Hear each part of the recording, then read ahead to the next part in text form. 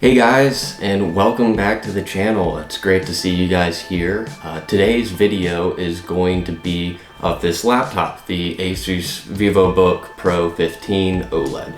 I can probably find the model number and put that up on screen. It's a good laptop. We'll get into my thoughts about it, but it's been about half a year. It's been, about 5-6 months since I've purchased this computer, and I wanted to do a follow-up video. One, because the first video I made on this turned out to be the most popular video on my channel, so I appreciate you guys checking it out, and then the comments and feedback that I got. And some people had some issues with the laptop. Some people, it seemed like, were fine. Some people just had some questions, and so I wanted to address some of those things and really go through my experience using this laptop on a daily basis. So just to give a little bit of details as to how I've been using this. I've been using this laptop for photo editing. I've been using it every day for work. I do IT support, and so I use that to remote into the different clients, and then rendering videos and editing videos. So every video that you've seen on this channel, just about every one has been edited on this laptop, and it's held up so far pretty good. All I've done physically to the computer was add a couple stickers. I like the cyberpunk theme, so I did that. I think it looks pretty sweet. And overall, the laptop, I'll show some close-ups here. It's held up good, not really much scratching, some fingerprints, but it's not bad.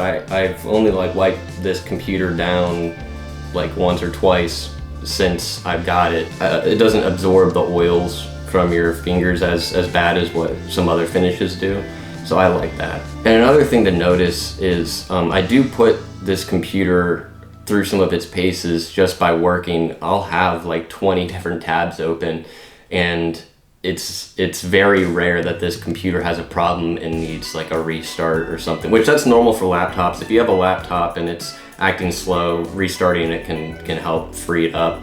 And so it's been doing just fine, having a whole bunch of applications open. It has 16 gigs of RAM, which is good. I mean, 32 would be, obviously better.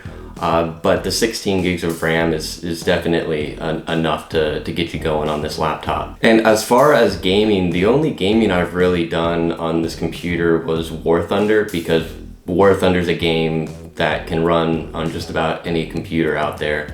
And I find it a little bit fun. So I have found myself playing some War Thunder. So I made 2 other videos that display some of the performance aspects of it. I've ran it through Cyberpunk, I've ran it through body cam, 3D Mark applications. It does what you need it to. It's not going to be, it's not like it has a 4090 or anything, and it has a 3050.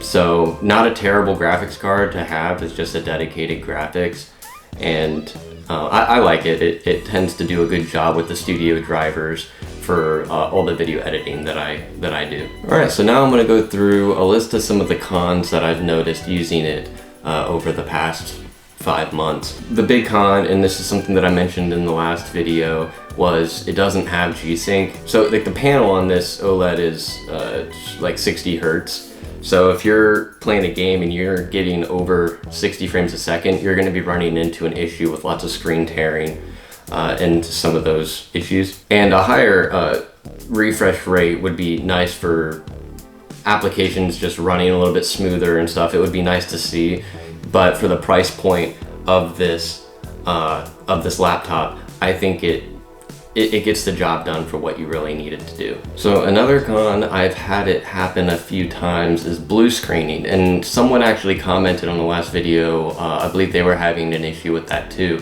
I've had it happen maybe 3 times, and it's not anything that hasn't really been worked out, because I've applied some updates and it doesn't seem like it's having an issue. but that is something to kind of take note of. Some laptops are going to be more prone to that. I mean, even my desktop, every once in a while, blue screen, and then you have to update it or something, get things running a little bit smoother. But yeah, so not the best. I mean, it would have been nice if for the past 5 months if it had no blue screen issues or hasn't needed a restart or anything, but it's fine. It's just something to mention, but I don't think it should necessarily sway you from buying the computer one way or another. So one issue I actually had recently that I had to fix last week was an issue with the audio drivers. I was in some meetings and my mic would work for a couple seconds and then all of a sudden would cut out and then it just would stop working. So all I had to do was update the audio drivers and then the problem went away. So that's just one thing. You don't necessarily want to, kind of like the blue screening thing, you don't want to necessarily just blame it on the computer because sometimes they have patches and drivers that you might need to install to get things working properly. Again, not that big of a deal, but just something to mention. And the last con that I had that I do find really annoying sometimes is the bottom of the laptop will kind of press in, and if you're holding it at a weird angle or holding it up, I don't know if you can hear it. You can hear it'll actually depress the keypad. So if you're holding it with one hand and there's weird pressure, the touchpad doesn't function the same way. When it's on your lap, it's normally not a problem, or if it's on a desk, but it is like a physical problem that I've noticed with the laptop, and I don't know if there's a way for me to put some kind of spacers or something and prevent. They should have some kind of supports in there so then the bottom doesn't flex as much and click the touchpad. So a little bit of an issue, but not anything that would necessarily keep me from buying it, but it is a common annoyance. So on to some of the pros. The first one is probably one of the biggest pros of this laptop, and that is the OLED screen you get. I'm not sure if ASUS is getting this panel from another supplier, but so far it's been great. The colors are very accurate, they're very vibrant, and that helps a lot with photo editing.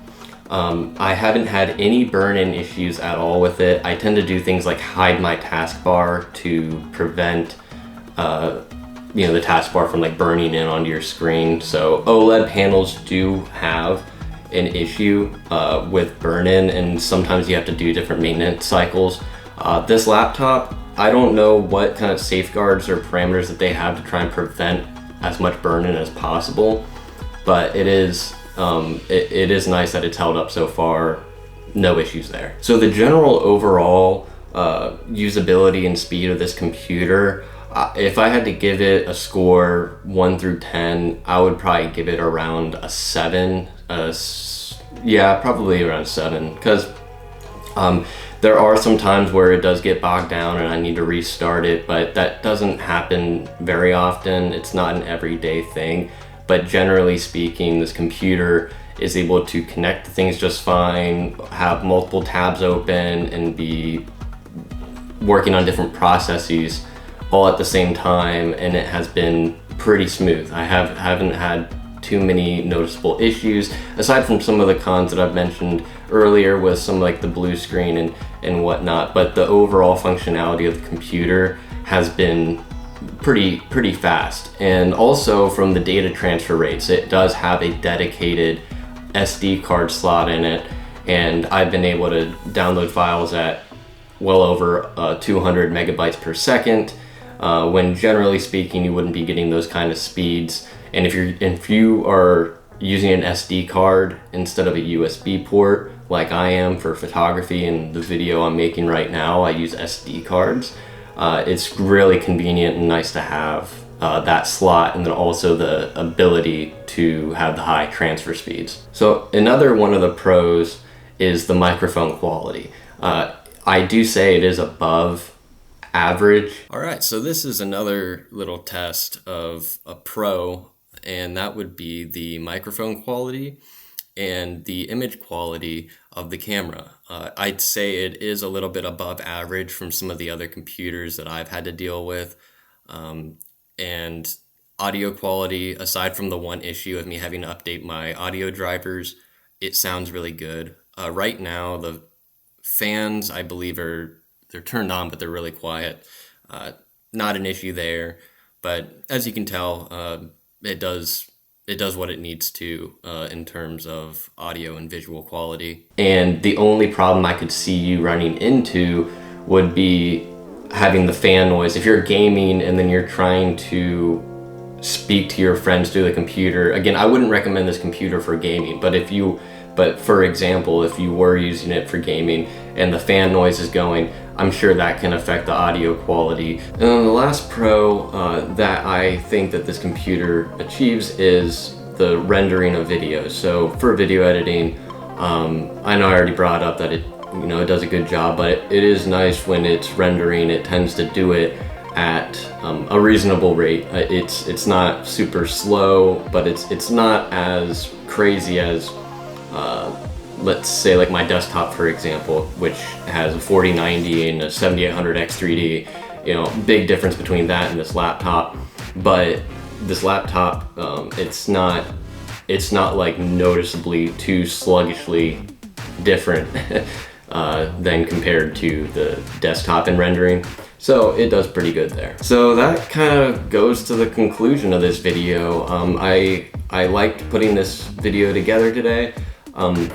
It's been nice to kind of reflect on this laptop and the benefits, the pros and the cons. And if you're considering getting a laptop, hopefully this video can help you make a decision as to whether or not you would want to buy this laptop.